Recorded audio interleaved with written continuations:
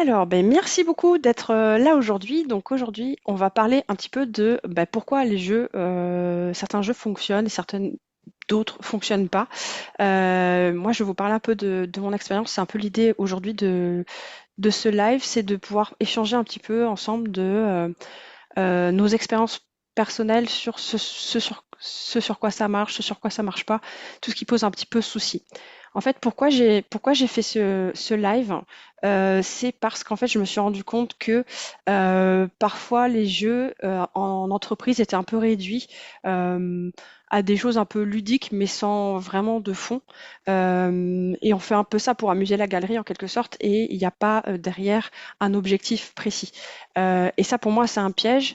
Et c'est un piège, en fait, ça m'a fait penser à ça aussi parce que j'ai enregistré là récemment une interview avec Aure Diesma, donc qui apparaîtra sur ma chaîne YouTube, sur justement les erreurs à faire et à ne pas faire sur les icebreakers. Et en fait, on a passé beaucoup de temps à échanger sur le fait que un icebreaker, c'est pas un truc qu'on fait juste comme ça pour s'amuser. C'est sympa, on s'amuse, mais il y a quand même une intention et quelque chose derrière qui va permettre justement de briser la glace, mais avec une intention. Et donc là, c'est un peu pareil pour les jeux. En tout cas, ce que j'appelle jeu, moi, c'est plutôt des activités ludiques, c'est pas forcément des jeux à proprement parler comme on peut l'imaginer avec des mécaniques de jeu et tout ça. C'est pas forcément ça. J'appelle ça jeu parce que je trouve ça plus facile et c'est plus un raccourci un peu plus facile à appréhender. Mais en tout cas, ce sont des activités ludiques dans un contexte pro. Euh, et en fait, j'ai remarqué ça aussi sur les jeux. Souvent, on me dit ouais, mais les jeux, c'est pour les enfants. Enfin, c'est juste. Moi, j'ai déjà participé à des ateliers où il y avait des jeux, mais franchement, à part s'amuser, ça ne servait à rien. Voilà. Donc, j'ai déjà entendu des choses comme ça. Et ça me chagrine un peu parce que ça fait maintenant plus de 8 ans que j'utilise le jeu dans mon quotidien, dans mon contexte professionnel. Et ça me chagrine un peu parce que, en fait, moi j'ai vu en fait les leviers des jeux en fait d'engagement, de participation des personnes, de ce qu'on arrive à révéler à travers des activités ludiques. On arrive à révéler beaucoup plus de choses que juste passer un bon moment. Et donc c'est dans ce cadre-là que je voulais vous partager un petit peu enfin mon expérience là-dessus. Donc voilà, l'objectif du live, c'est voilà, comprendre ce qui fait qu'un jeu fonctionne et comment éviter les flops. Donc ça sera mon expérience à moi. Bien sûr, il y a certainement peut-être d'autres choses à dire et c'est peut-être intéressant aussi que vous interagissiez sur ce sujet avec vos propres expériences. Donc déjà, je voulais savoir si vous aviez déjà testé des jeux en atelier et si ça avait été un succès, un flop. Qu'est-ce qui pour vous a fait que ça marche pas? Est-ce que vous avez des choses à partager là-dessus? Personnellement, je l'ai déjà utilisé, mais je l'ai jamais présenté en jeu parce que je faisais des activités interactives ludiques de Tiagui, donc Ah oui, trop bien. je ne le présente pas comme un jeu. Mhm, Et j'ai toujours eu, euh, j'ai jamais eu de problème avec l'engagement mhm. sur ces activités. Oui, clairement. Les activités de Tiagui, donc du coup, je le mettrai aussi en ressources, je vais me le noter. C'est super, c'est des jeux cadres, des choses qui sont. En fait, c'est plus des façons d'animer des moments collectifs. Oui, Donc ça s'appelle des jeux cadres. c'est des jeux cadres Ouais. qui favorisent l'intelligence collective. Mhm. Mais c'est vrai que comme tu dis, ça a pas, ça, je trouve que ça a pas trop le côté qu'on peut voir sur certaines activités ludiques, notamment quand on sort par exemple un jeu de société ou des cartes ou des choses qui font peut-être parfois un peu enfantin. Je trouve qu'avec les jeux cadres de Tiagi, il n'y a pas ce truc-là parce qu'en fait c'est des dynamiques de répartition des Oui, groupes et tout alors ça. cela dit, C'est un de peu temps en différent. temps, il y a quand même quelques mécaniques ludiques du type défi, du type temps Ouais. chronométré. Enfin, il y a un bingo aussi dans les jeux Mhm. cadres, donc si on peut avoir du ludique dedans, mais ce sont pas forcément des cartes ou des dés ou des choses comme ça. Ouais, Donc c'est ça. Ça fait un peu plus, je trouve que ça fait un peu plus pro. Ça c'est fait un peu ça. moins peur. Enfin, ça sort un peu moins des habitudes des personnes. Bah, ceux Effectivement. qui ont l'habitude de la facilitation, ils se Oui. sentent à l'aise avec ça. Oui. Mm, carrément. Super. Est-ce que vous avez déjà vu des choses qui avaient floppé, enfin des choses qui n'ont pas marché dans Alors des moi, j'en ai plus animations? entendu parler que vu. Oui, enfin vu ou entendu parler. En fait, ma sœur m'a dit un jour que le jeu ne créait pas l'effort. Et donc, moi, j'ai fait un article là-dessus, effort et jeu, si, si. Mm. D'un point de vue neurosciences, si. Ah oui, c'est marrant de, ouais, d'avoir cette vision. Mais moi, les flops que j'ai vus, c'était beaucoup sur des activités ludiques vraiment d'icebreaker ou de choses comme ça. C'est par exemple, j'ai vu des choses où parfois on était des personnes qui se connaissaient pas et on était tout de suite dans des trucs un peu intimes d'interconnaissance où on demandait par exemple de raconter des anecdotes un peu intimes ou des choses comme ça. Du coup, c'était un peu malaisant, les gens étaient un peu mal à l'aise. Après, j'ai déjà eu des retours d'autres facilitateurs qui m'ont dit qu'ils étaient des fois arrivés sur des missions où en fait les équipes étaient découragées parce qu'on leur avait dit, en fait, on leur avait dit, on a déjà fait des ateliers post-it, on a déjà fait des trucs, c'est cool, hein, on s'est bien amusé, mais franchement, ça n'a rien fait derrière. Et ça, j'ai déjà entendu ça beaucoup de fois. Donc, c'est vrai que s'il n'y a pas le côté bah, intention, aller, aller vraiment chercher ce pourquoi on est là. Ça vaut de manière pour la facilitation générale, pas que sur le jeu. Bah, du coup, il y a cette impression de coup d'épée dans l'eau, en fait, ça sert à rien. Donc il faut qu'il y ait une suite, il faut qu'il y ait quelque chose, il faut que ça s'inscrive en fait dans un projet, dans quelque chose qui est sur du long terme. Si c'est juste pour faire amuser la galerie, en fait, c'est un peu, enfin là, ça sert à rien en quelque sorte. Ah oui, du coup, je me suis pas présentée, j'ai tendance à oublier de me présenter. Du coup, moi, mon travail maintenant, c'est de faire de la facilitation d'ateliers d'intelligence collective et de la formation justement avec des expériences ludiques. Donc initialement, j'ai un profil de designer et dans ma pratique de design, en tout cas à l'époque, c'était j'animais beaucoup d'ateliers justement pour favoriser les échanges et la co-création dans des projets. Donc à chaque fois, il y avait cette intention de co-créer des choses ensemble et c'est une activité que j'ai développée de plus en plus parce que je me suis rendu compte qu'en fait, on avait des façons de travailler qui étaient très silotées, très je pense qu'en entreprise, c'est pas encore ça, le fait de travailler vraiment ensemble, main dans la main, et de coopérer, en tout cas de travailler sur des choses communes. Et je trouve que les ateliers, en tout cas les choses qu'on peut faire dans les ateliers, ça permet justement d'avoir cette cohésion et d'arriver à travailler ensemble. Et ça, je le fais donc à travers des activités ludiques, parce que je trouve que c'est plus engageant et on arrive à avoir des dynamiques qui sont beaucoup plus, beaucoup plus saine en fait, je trouve. Ça peut mettre les gens sur un même pied d'égalité, en quelque sorte, sur certains aspects. Comme les gens sont embarqués dans les règles du jeu, il n'y a pas cette question à se poser de si je dis si ce que je vais dire c'est stupide ou enfin voilà, ça enlève certaines peurs et certaines limites, je trouve. Donc c'est vraiment dans ce cadre-là et pour ça que j'utilise le jeu personnellement. Euh, Alors, ce que je voulais vous partager, c'était aussi donc les trois critères qui pour moi font qu'un jeu est efficace. J'en ai parlé un petit peu en introduction, c'est déjà l'alignement avec l'objectif. Euh, pour moi, tout est dans l'intention, que ce soit sur un jeu ou même en facilitation dans le choix des exercices qu'on va réaliser. En fait, l'intention, pour moi, c'est le truc minimum. En fait, si on n'a pas l'intention, hop, ça sert à rien. Si on prend l'exemple des icebreakers, euh, un icebreaker, c'est bien, hein, c'est pour introduire une séquence. Mais c'est quoi l'intention qu'il y a derrière mon icebreaker? Est-ce que je veux que mon icebreaker ce soit pour faire de l'interconnaissance, c'est-à-dire que les personnes puissent mieux se connaître et échanger peut-être sur, euh, sur leur profil et mieux connaître par exemple leur métier, mieux se connaître de manière un peu plus intime parce que par exemple c'est une équipe qui travaille depuis longtemps ensemble et du coup il y a besoin d'aller un cran plus loin que juste les voir d'une manière pro. Donc ça c'est des intentions par exemple d'interconnaissance. Ça peut être un icebreaker qui va lancer une session de créativité, de brainstorming. Donc là l'intention ça va être de lancer ça, de décomplexer les gens un peu sur, par exemple, je sais pas dessiner, si par exemple il y a du dessin derrière. Donc à chaque fois, il y a une intention. Ce que je vais lancer, toujours y avoir une intention. Et sur le choix des jeux, c'est la même chose. Moi, je vais pas choisir les mêmes jeux en fonction des publics que je vais avoir et de l'intention que je vais avoir. Je reviendrai un peu plus tard sur les publics. Donc par exemple, le jeu Dixit, ça peut être effectivement pour explorer une vision commune. Donc, par exemple, choisir une carte qui, pour la personne, représente la vision du projet, par exemple. Euh, et, euh, Et en fait, faut pas que ce soit juste prends une carte Dixit et on ne sait pas pourquoi en fait. Il faut toujours qu'il y ait un objectif, une intention. C'est quoi l'intention derrière? Et ça veut dire que la question qu'on va formuler pour le choix d'une carte, par exemple de photolangage, par exemple comme le Dixit, il faut que la question elle soit très bien formulée pour que justement ça aille dans l'intention euh, qu'on va chercher à faire. Ensuite, le deuxième point, c'est l'engagement des participants et des participantes. Hop, désolé, ça a sauté, ça a changé de côté.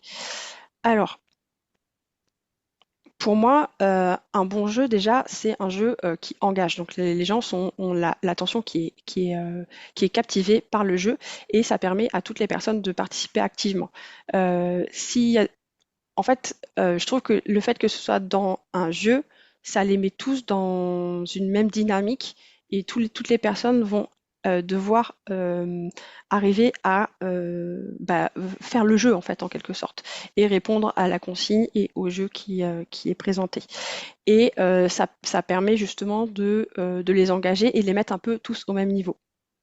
Si je prends par exemple, moi du coup je suis certifiée Lego Serious Play, il y a un truc que j'adore avec les méthodes de Lego, c'est le fait que toutes les personnes, quand elles présentent leurs petites figurines, donc en fait en gros il y a des moments où les personnes vont devoir faire des constructions sur une question, par exemple ça peut être, je dis vraiment n'importe quoi, mais ça peut être représenter ce que c'est pour vous le plaisir au travail, donc là ils vont construire tac tac tac, chaque personne va construire une petite construction Lego.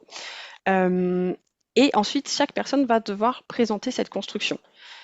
Et en fait, vu que c'est un objet physique, il n'y a pas ce truc, je trouve qu'il y a moins ce truc de la personne qui normalement dans l'équipe impose beaucoup, qui parle beaucoup, qui dit plus de choses et que tout le monde écoute, et les personnes qui sont timides, qui osent pas parler, etc. Ben là, en fait, ça efface un peu ça, ça met un peu tout le monde au même niveau dans le sens où tout le monde a sa petite construction.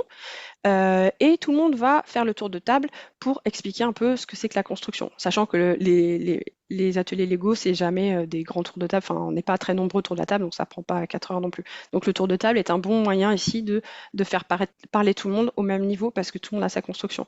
Et un autre élément qui est super dans cette méthode, je trouve, c'est que à des moments, on doit faire euh, des, des paysages, en fait, c'est des moments où toutes les petites constructions comme ça sont posées côte à côte et doivent raconter une histoire, grosso modo. Et pour faire ça, en fait, il y a une règle qui est très importante, c'est de ne jamais toucher la construction de quelqu'un d'autre. Et j'ai le droit de toucher que ma construction à moi.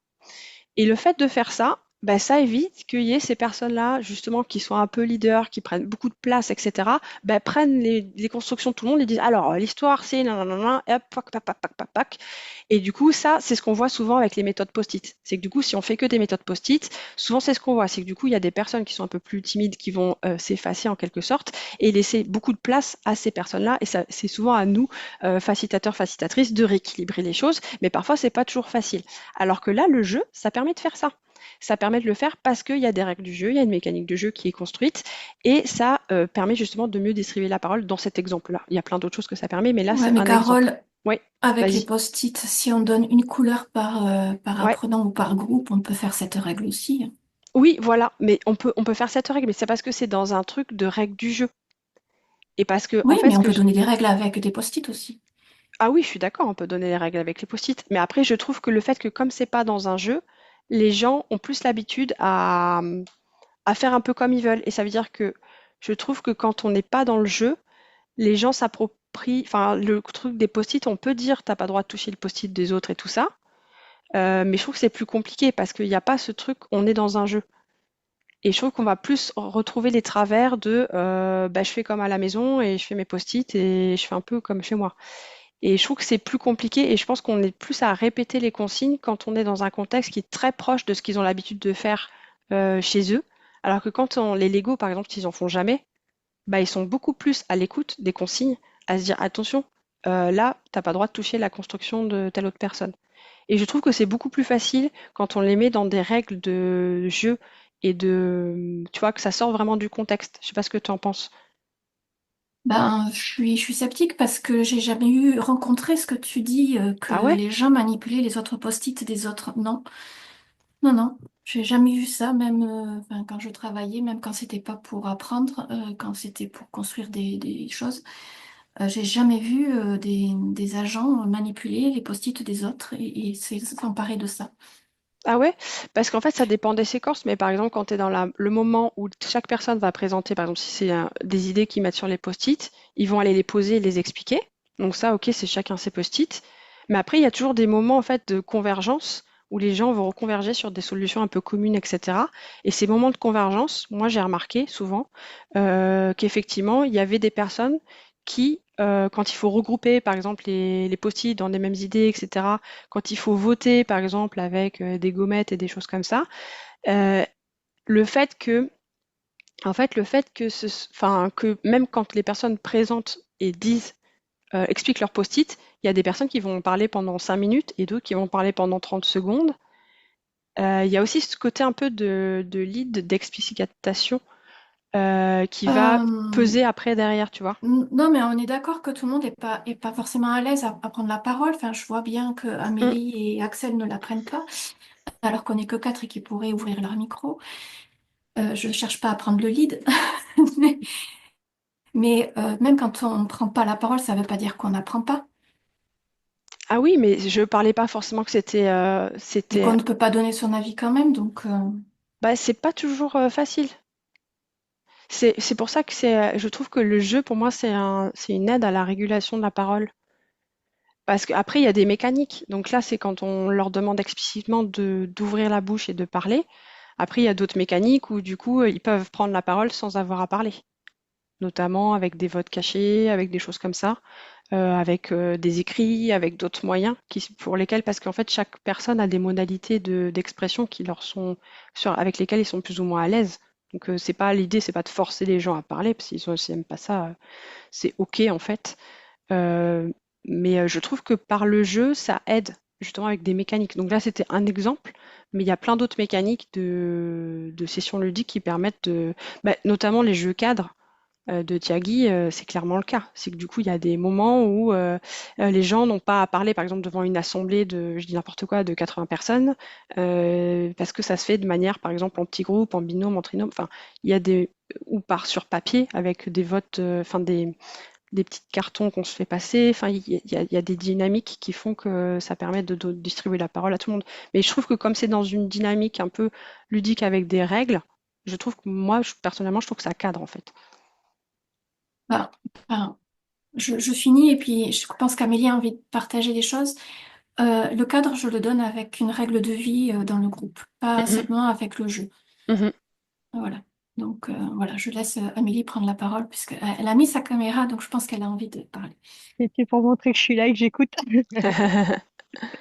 Là, en fait, j'ai très peu d'expérience, moi, vu que je me forme encore. J'ai pas vraiment animé d'atelier, donc c'est pour ça que j'interviens pas trop. Mais c'est vrai que là, la dernière fois, j'ai assisté à un atelier de Warnock. C'était surtout une personne qui parlait, mais je me suis dit, c'est peut-être aussi celle qui connaît le plus aussi les. Donc, c'est pour ça. Après, bon, là, j'ai jamais fait avec des jeux. Hmm. Mais après, C'est ça qui est difficile de dire est-ce que les autres parlent ouais. pas parce qu'ils savent pas ou est-ce que Hmm, c'est parce qu'il y a l'autre qui prend la parole. hmm. Mais c'est pas toujours simple. Après, c'est pas parce qu'on connaît pas qu'on n'a pas des choses à dire aussi. Parce que des fois, dans des ateliers d'intelligence collective, justement, on fait exprès de mixer les gens et les expertises. Et il y a des gens qui sont plus ou moins experts sur le sujet qu'on est en train de traiter. Mais justement, le côté un peu candide et novice, ça aide beaucoup justement à questionner, se dire, mais en fait, pourquoi on fait ça? Enfin, des fois, ça prend du recul et ça permet de voir autre chose qu'on n'aurait pas vu. Hmm. Axel, tu voulais partager aussi? Après, je suis d'accord avec ce que tu dis, mais effectivement, c'est vrai que moi, dans le cadre, moi, je travaille au Crédit Agricole et j'organise aussi des ateliers et tout ça, des événements. Et, euh, et donc, on est en train de créer un jeu, mais l'inconvénient, c'est qu'en fait, moi, je sais qu'à l'école, on m'a Ah fait mince, justement, il faut d'abord faire l'icebreaker et ensuite emmener les règles de l'atelier. Sauf que finalement, en fait, si on a des directeurs ou des dirigeants qui sont face à nous et des collaborateurs autres, en fait, ça n'a pas créé, entre guillemets, il va y avoir une contrebalance et le directeur et le dirigeant va plus prendre la place que le collaborateur. Et je Mhm. pense que, en fait, il faut d'abord donner les règles du jeu et le cadre de l'atelier et ensuite et ensuite faire le jeu. Mais c'est vrai que pour avoir testé plusieurs icebreakers, c'est beaucoup plus fluide quand il y a justement des Lego ou des objets parce que justement les personnes elles vont plus participer. Notamment, je pense à des personnes, moi je sais que j'ai une mémoire complètement kinesthésique, donc je vais plus participer, ça va plus m'aider à rentrer dans un sujet que en fait le fait d'écouter ou juste voir. Voilà ce que je Hmm. voulais rajouter. Ouais, oui, je te rejoins. Bien sûr que, enfin, je l'ai pas précisé parce que c'était pas l'objet du sujet là aujourd'hui, mais bien sûr qu'il y a des règles de l'atelier qui sont données en amont et même qui sont même construites avec le groupe. Mais enfin, moi, je trouve personnellement que quand il y a, en plus après, quand on va passer par différents jeux pendant la journée, pendant la demi-journée, etc., ça vient instaurer effectivement plus d'engagement et plus de et c'est vrai que Mhm. comme tu dis, Axel, je trouve que les modalités sont pas les mêmes en fonction des personnes. Donc il y a des Oui. personnes qui sont plus visuelles, d'autres plutôt sur les kinesthésies. Enfin, du coup, de mixer les modalités, je trouve que c'est plus facile aussi de le faire via le jeu parce que du coup, on a des modalités qui sont enfin, qui sont vraiment diversifiées, quoi. Après, moi, moi, ma difficulté, je pense que c'est vraiment, par contre, c'est d'embarquer parce qu'on va directement faire un atelier et ça va tout de suite être, ça y est, enfin, il y a des jeux, il y a des cartes, c'est plus, bah non, mais c'est pour les enfants, quoi. Et Ah donc, oui. donc là, c'est on repose, on redonne le cadre, mais c'est vrai que c'est hyper compliqué parce que déjà, par mon âge, je suis assez plus jeune qu'eux. Mhm. Et, c'est la difficulté, c'est justement comment on va les embarquer dans la Mm.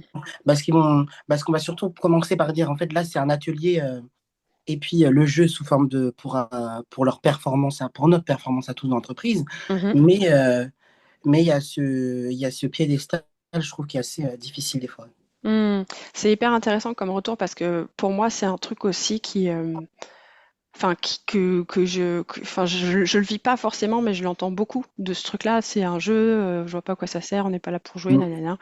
nanana. Donc ça, arriver à embarquer les gens là-dedans. J'avais fait un sujet là-dessus justement.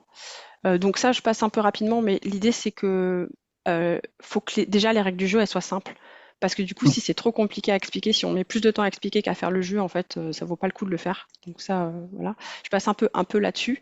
Mais du coup, ce que tu dis, ça me fait penser, en fait, j'avais mis un élément sur là-dessus, sur ça, le jeu qui convient, enfin, le jeu qui ne convient pas à son public. Donc en fait, Mm. c'est exactement ce que tu dis. Est-ce que ton public, il est à l'aise avec le niveau de l'utification? C'est-à-dire que moi, je vais pas faire les mêmes jeux en fonction du public que je vais avoir. Si j'ai un public par exemple, de designers hyper créatifs qui ont l'habitude de faire ça tout le temps, etc., en fait, je vais plutôt y aller assez fort. Par contre, si j'ai un public de dirigeants et dirigeantes qui n'ont jamais fait, etc., là, du coup, je vais y aller avec des choses très, très simples et je vais y aller très doucement. Euh, et en fait, tu vois, typiquement, je vais te montrer un exemple concret de ce que je fais. Déjà, rien que ça, tu vois, les cartes Dixit, des fois, ça, c'est même trop compliqué et Ok. trop perché pour certains publics. Du coup, je sais que certains publics, je vais pas les sortir parce qu'ils vont me dire mais c'est quoi ce truc? Il y a des détails dans tous les sens, c'est un peu perché, c'est machin, etc. Donc en fait, je vais d'abord sortir des choses beaucoup plus simples, notamment les cartes Pictit où c'est des petits pictos. Un Ok. cactus, machin, etc.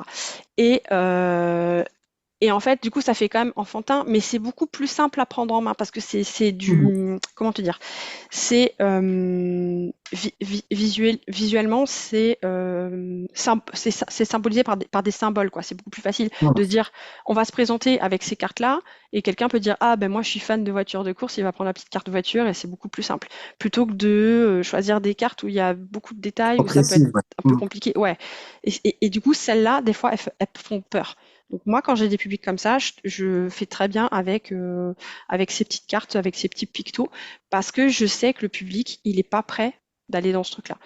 Et après, j'avais mis un truc aussi je vais peut-être pas, je sais pas si je vais suivre ce que je vais dire parce qu'il y a beaucoup d'échanges, mais en tout cas, je vous avais mis aussi dans la mind map un côté aussi que j'adapte aussi beaucoup en live.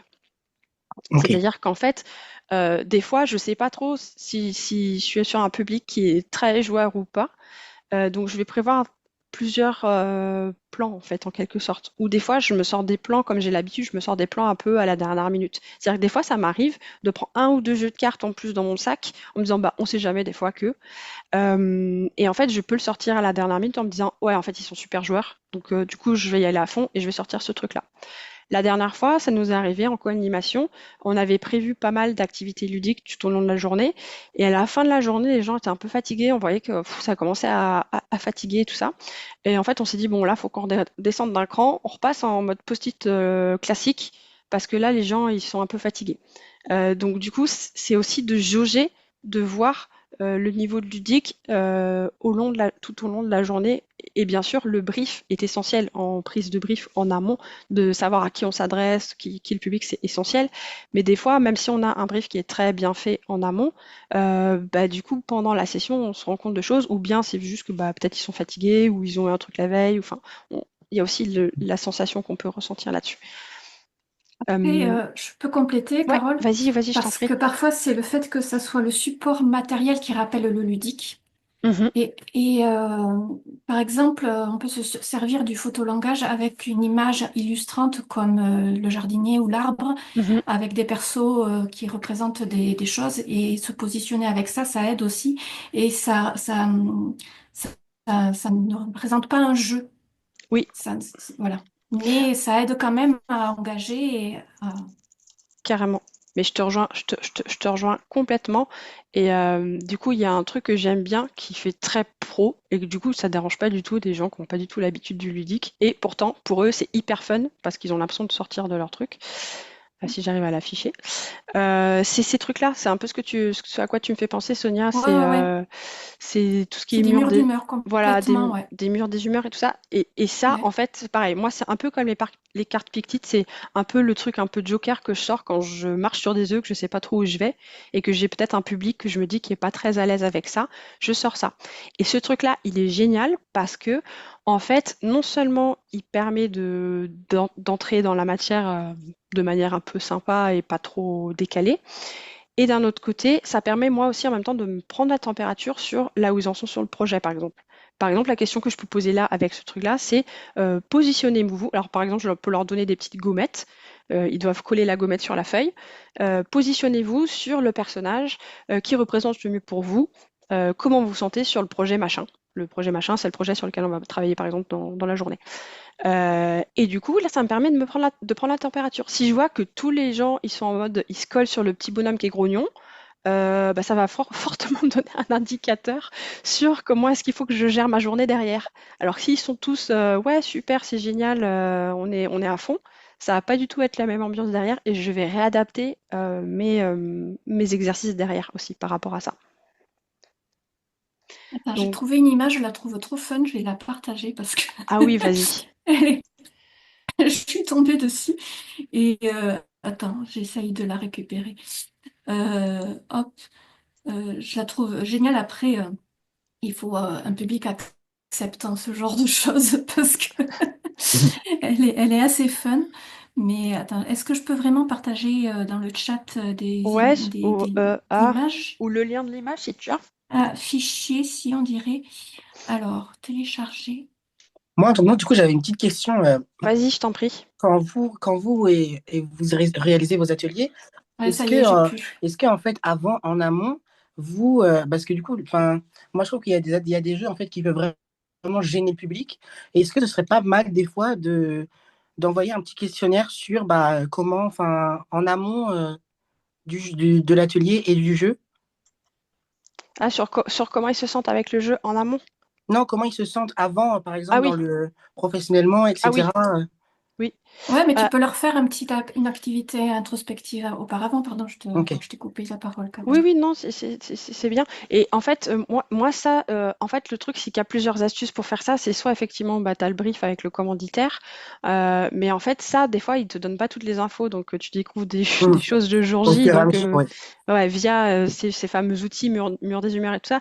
Mais des fois, tu le sens parce que quand tu vois que le ou la commanditaire te dit, oui, alors c'est pour, il y a une ambiance un peu, machin, bon, tu dis, bon, là, faut pas que j'y aille en mode.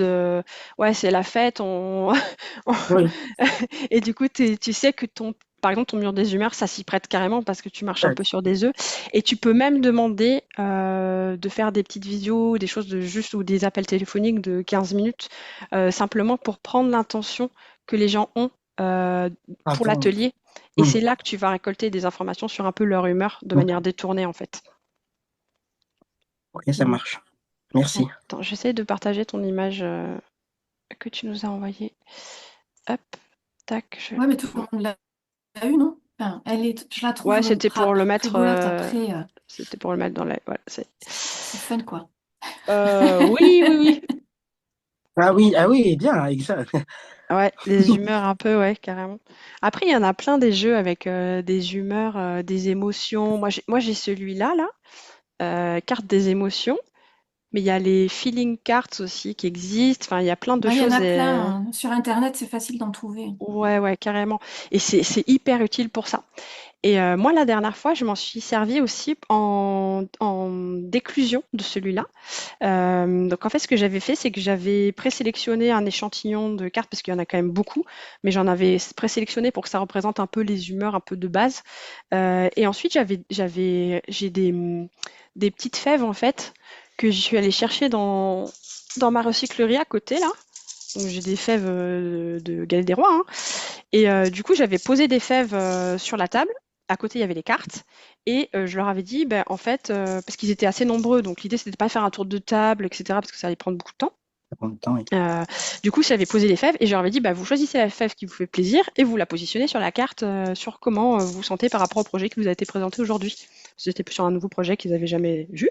Et ça, du coup, ça m'a permis de récolter, de savoir si les gens il y avait une carte genre, enfin, c'était pas dit comme ça, mais j'ai rien compris. Une carte, c'était je suis enthousiaste, une carte, Hmm. voilà.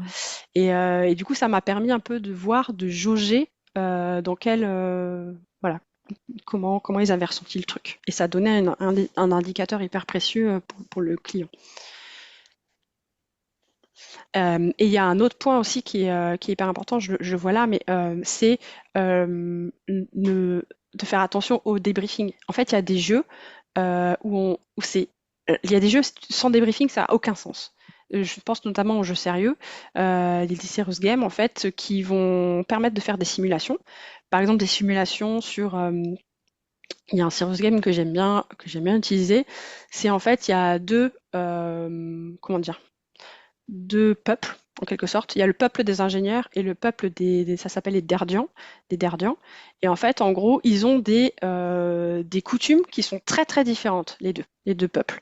Et en fait, du coup, ils ont des consignes sur une feuille ou qu'ils doivent suivre. Donc, il y a un groupe qui fait les Derdians, un autre groupe qui fait les ingénieurs, et ils doivent ensemble construire un pont. Donc, ils ont pour ça du carton, un règle, du scotch et tout ça. Et comme ils ont des coutumes qui sont extrêmement différentes, bah forcément, vous doutez bien, c'est un peu compliqué. Et c'est le but, en fait. Donc, pendant toute la dynamique du jeu sérieux, bah, ils vont jouer le truc. Et après, bah, en fait, là, l'intérêt, c'est pas de les laisser comme ça en mode, bah alors, c'est super, vous êtes bien amusés. C'est bien sûr tout l'enjeu ici, c'est de faire un gros débrief derrière. Bah, qu'est-ce que vous avez ressenti? Comment ça s'est passé pendant le jeu? Qu'est-ce que vous pouvez en déduire?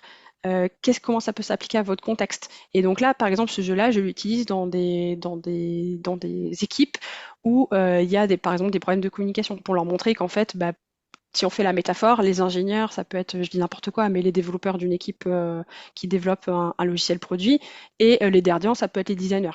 Et puis, du coup, c'est de montrer qu'en fait, on n'a peut-être pas le même langage, on n'a peut-être pas les mêmes choses, les mêmes façons de faire, les mêmes rituels, etc. Et peut-être que ça vaut le coup quand même d'essayer déjà de comprendre les autres. Enfin voilà. Et c'est en ça que le débrief, il est hyper important parce que ça va nous donner des pistes sur qu'est-ce qu'on peut mettre en place et en œuvre derrière avec ces gens-là que j'accompagne. Euh, et du coup, même pour des petits jeux, pour moi, des petites activités ludiques, il faut toujours un débrief. Parce que c'est là que ça va ancrer le truc. Euh, et du coup, pour répondre à ce que tu disais, Axel, sur le côté gagnant en légitimité, clairement, ça fait vraiment la différence dans le sens où déjà, on va donner l'intention, on va dire voilà, Oui. on va faire un jeu, nanana. Et puis après, ok, comment vous avez ressenti le truc, à quoi ça a servi? Et comme en fait ce jeu-là, il va s'inscrire dans une suite logique dans ton atelier, le premier jeu va servir le deuxième, le troisième, le quatrième, nanana. Et du coup, ça va tous s'imbriquer. Et l'idée, c'est qu'après, il y a comme une grosse prise de recul à la fin de la journée, par exemple, si ça dure une journée, une grosse prise de recul sur bah, qu'est-ce qu'on a fait de là où on est parti, là où on est arrivé, les résultats qu'on a eus. Parce qu'en fait, souvent, quand ils sont dans le jeu, le piège, c'est qu'ils y soient trop, et qu'ils oublient qu'en fait, il y a une visée derrière. Et le fait d'avoir des débriefs derrière, ça permet justement de se rappeler de cette visée-là et du chemin qu'on a parcouru en fait pendant la journée, par exemple. Je sais pas si vous êtes d'accord avec ça, c'est des choses peut-être que vous mettez certainement en place. Oui, oui, enfin, moi j'utilise aussi le débriefing, mais je rebondis parce que toute une journée à jouer, moi je trouve que ça surcharge la cognitivité. Donc moi je fais plus de la multimodalité, donc je fais ça, après je fais d'autres activités, euh, enfin, je multiplie les modalités pédagogiques et le jeu en fait partie, mais pas seulement quoi. Oui, oui, bah, pareil, je suis d'accord. Quand je disais jeu, c'est activité. Mais oui, je te rejoins là-dessus. Et aussi que c'est important parce que au moins on comprend pourquoi on fait les choses. Ouais. J'ai fait design sprint en tant que participante sur 15 jours pour être formée et après j'ai assisté des facilitateurs je faisais faire un design sprint à des étudiants qui étaient plus techos. Mhm. Bah, c'est vrai qu'au moins ils comprennent un peu plus pourquoi le but, pourquoi on leur fait faire ça. Ouais. Bah, surtout en plus quand ça a des visées pédagogiques, c'est encore plus important parce que non seulement déjà quand c'est juste des ateliers où il n'y a pas de visée pédagogique, c'est juste pour arriver à un résultat, c'est hyper important, mais qu'en plus il y a de la pédagogie derrière, en fait, enfin, c'est essentiel en fait. C'est essentiel et en fait c'est vraiment dans le débrief où il y a toute la matière en fait. C'est là où il y a toute la matière. Et c'est ce qui permet la transférabilité de l'expérience vers les acquis en fait. Bien sûr, ouais, ouais, carrément. Je me souviens qu'on avait fait avec les étudiants vers la fin de la semaine, on avait utilisé le mur des émotions. Mhm. Et le matin, en fait, on leur demande justement de se positionner sur les personnages. Et au moins les trois quarts s'étaient positionnés en mode, bah, je suis le mec en bas qui dort là parce que j'ai qu'une envie, c'est d'aller dormir. Il y en a d'autres, je suis observateur, je vois les autres. Il y en a quelques-uns, c'était vraiment, bah, j'ai envie que ça avance et tout, je suis motivateur. Donc on a pris les émotions, mais au final de ça, bon, on a continué notre fil normal, on a suivi le programme qui était prévu. Donc je me suis dit, on s'en est pas trop servi, mais bon, au moins tout le monde est au courant qu'il y en a qui veulent pas de bosser, quoi. Mais du coup, est-ce que vous l'avez refait à la fin? Ça aurait été sympa de. Des fois, j'aime bien, Non, moi, on n'a pas eu le comparer le temps. début et la fin, parce que ça, c'est top. Mm. Peut-être qu'à la fin, tu aurais vu qu'en fait, ils étaient réveillés, qu'ils étaient Ils étaient super tous contents. embarqués. Bah Ouais. ouais, peut-être. Ça aurait Moi, été cool. je l'ai déjà expérimenté, ça, et je peux te jurer que des fois, des personnes arrivent sceptiques dans un atelier et repartent très enchantées et Mm, ne partent pas tout de suite même, continuent à discuter et c'est très agréable de voir la Yes. transformation. mm. Ouais, j'aime bien le côté avant-après aussi, c'est très cool. Ouais, trop bien. Mais en tout cas, enfin, après, même si tu t'en sers pas, je trouve que c'est quand même un bon indicateur parce que, enfin, tu dis que tu t'en es pas servi, mais je suis sûre que tu as certainement pensé tout au long de la journée en disant, faut vraiment que je les réveille, quoi. Non? Oui, non, parce qu'en fait, ça fait déjà 4 jours qu'on les avait, donc on savait ceux qui étaient pas Ah intéressés oui, ou motivés. ok, Mm. ça marche. Ok, ça marche. Il y a un icebreaker aussi comme ça qui, je sais plus comment il s'appelle, c'est un truc genre vacancier. J'ai plus le terme exact. En gros, vacancier, c'est juste, c'est là, tu regardes un peu ce qui se passe. Après, tu as un truc où il y a une personne qui est engagée, je sais plus les termes exacts, mais c'est un peu aussi pareil pour sonder un peu, voir si les gens ils viennent juste faire leurs courses, s'ils sont vraiment à fond ou si ils sont juste en retrait, ils en ont rien à fiche. Et c'est toujours intéressant d'avoir ces informations-là. J'ai eu une fois pareil avec des étudiants comme ça qui étaient. J'avais fait un petit truc des humeurs aussi en début de journée. Et il y avait pas mal de. J'avais fait ça avec la météo, avec les nuages et tout ça là.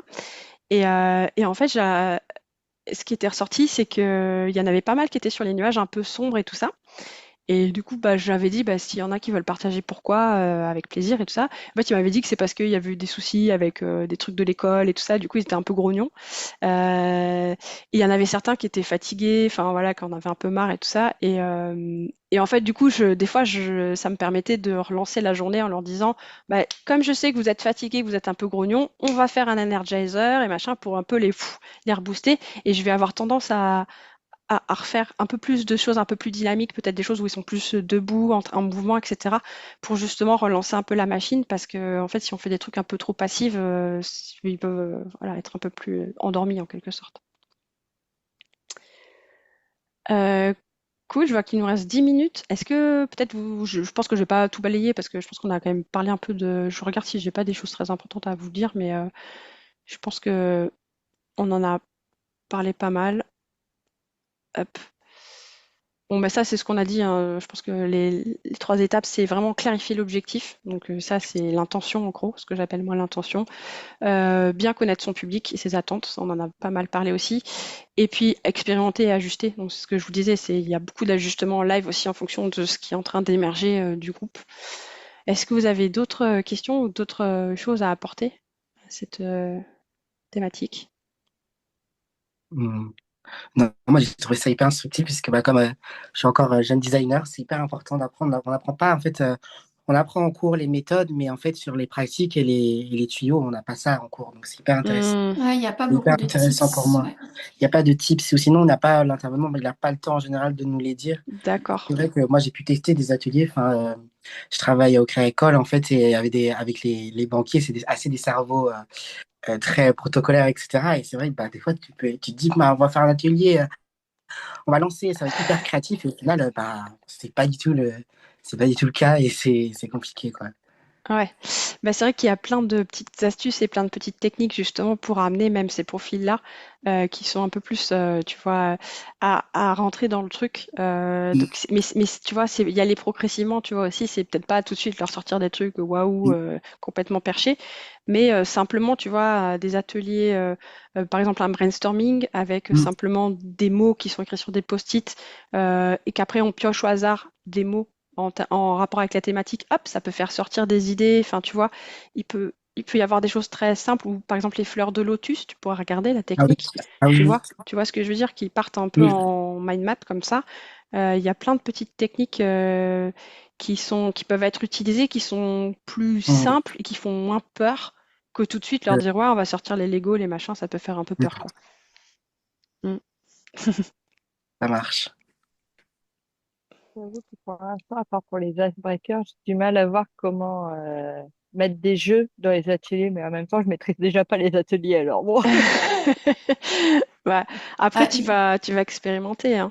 faut y Mm, aller. Enfin, je dis toujours qu'il faut procéder pas à pas.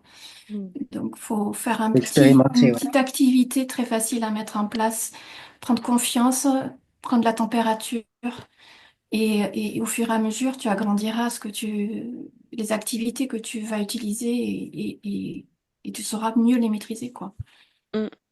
Ouais, ouais, oui, je te rejoins complètement. Moi, j'ai pas commencé tout de suite à faire tout ça parce que, enfin, et j'ai commencé effectivement par des icebreakers ludiques, après par des petites activités un peu ludiques mais très simples comme le mur des humeurs qu'on a vu, enfin des choses très faciles à mettre en œuvre. Et puis plus ça va, plus j'ai complexifié et maintenant j'arrive à prendre des jeux grand public, à les combiner, à changer enfin j'arrive à faire des choses comme ça, à faire que toutes mes formations elles soient faites avec des activités ludiques. Alors, comme tu disais, Sonia, pas tout le temps du ludique, bien sûr, mais en tout cas, qui est cette impulsion et cette ambiance ludique, parce que je trouve que c'est une expérience, la formation. Mais c'est arrivé au fur et à mesure. Et j'ai aussi, peut-être que si tu donnes, visiblement, c'est le cas, des cours dans des écoles, des choses comme ça, moi, j'ai beaucoup expérimenté avec les étudiants. Ce qui permettait, enfin eux ils s'éclataient trop et puis et puis moi ça me permettait de tester des trucs et voilà, enfin, du coup, je pense que tout le monde est gagnant aussi dans ces expérimentations-là. Mais c'est sûr que ça vient pas d'un coup comme ça. Faut expérimenter, se tromper, dire bah tiens non, là ça marche pas parce que peut-être les gens, le public ça colle pas. Enfin, et des fois on est surpris, des fois C'est pour ça, peut-être, Axel, toi, dans ton domaine bancaire, etc., on peut se dire c'est des gens qui sont. Mais des fois, moi, j'ai eu des Oui, il y surprises, a hein. des belles surprises. Oui, il y a des Ouais, belles surprises aussi des fois. ouais. Là, récemment, j'étais en mission dans une institution qui, bah, sur le papier, pouvait être peut-être un peu très, comment dire, très, Eh ben ouais. très conservatrice et très, voilà, très carrée et tout ça. Et en fait, non, ils se sont éclatés. Et franchement, ça se voyait qu'ils aimaient bien jouer. Et, enfin, voilà. Du coup, on peut avoir des surprises aussi. Mm. Est-ce qu'il y avait d'autres choses que vous vouliez voir? Mm. Juste pour info, je vous ai partagé 2 sources qui sont gratuites Cool. Je vais aller sur la voir. conversation. Parce que dire qu'il faut faire du débriefing, c'est bien quand on a aussi un outil pour le faire. Ah Mhm. oui, oui, ça je veux bien. Et donc, il y a les débriefing Ah cartes oui. qui sont en ligne, sur lesquelles vous pouvez vous appuyer, mais on peut aussi télécharger un jeu de cartes pour le faire. Et puis, moi, j'ai créé une newsletter sur la ludopédagogie où je partage plein d'inspirations. Donc, c'est un abonnement gratuit. Donc, vous êtes libre de vous abonner ou pas, mais en tout cas, j'y partage des outils, des activités Cool. et autres. Donc, Ok. voilà. Bah, merci pour ce partage. Cool. Merci. Euh, de même, si bah, j'ai aussi une newsletter, donc si vous êtes intéressé, vous pouvez aussi vous inscrire. Je suis en train de quitter petit à petit LinkedIn, donc vous allez de moins en moins m'y voir si vous me suivez déjà. Donc voilà, la newsletter, je pense que c'est un bon moyen. Et puis la chaîne YouTube où vous pouvez retrouver bah, d'autres lives sur d'autres sujets annexes à celui-ci. C'est aussi un canal que je suis en train de développer par ailleurs. Voilà, je ne sais pas si vous aviez d'autres choses à voir. Non, merci. Merci. Ok, Ben, super. merci, moi je suis déjà sur ta newsletter, donc je vais pas Merci me Sonia. réinscrire. Non, ça sert à rien de se réinscrire. Avec plaisir. Et puis, bah, j'espère que ça vous aura servi. N'hésitez pas si vous avez d'autres questions. J'envoie un petit mail récap avec les éléments qu'on a vus ensemble pour voilà, un petit rappel si vous voulez aller plus loin. Je vous envoie aussi ma base de ressources gratuite en fait aussi, dans laquelle j'ai capitalisé tout un tas de plus de 70 jeux. Enfin, il y en a beaucoup plus, hein, mais et des outils dans lesquels on peut aller chercher. Des templates déjà tout prêts. Enfin voilà, il y a plein de choses que vous pouvez aller chercher. Quand on débute, c'est bien. Quand on ne sait pas trop où aller Ouais. chercher l'info, bah c'est tout capitalisé. Tu vois, enfin Axel, toi qui es dans le milieu du design, bah là, vu que moi je suis issue de ça aussi, t'as de quoi faire. Ça marche. Merci, cool. Super. Bon, bah merci beaucoup pour votre participation et puis je vous souhaite bah, un bon vendredi après-midi et puis un bon week-end. Merci de Également, même. belle fin de Merci. semaine. Au Merci revoir. beaucoup. Au Au revoir. revoir.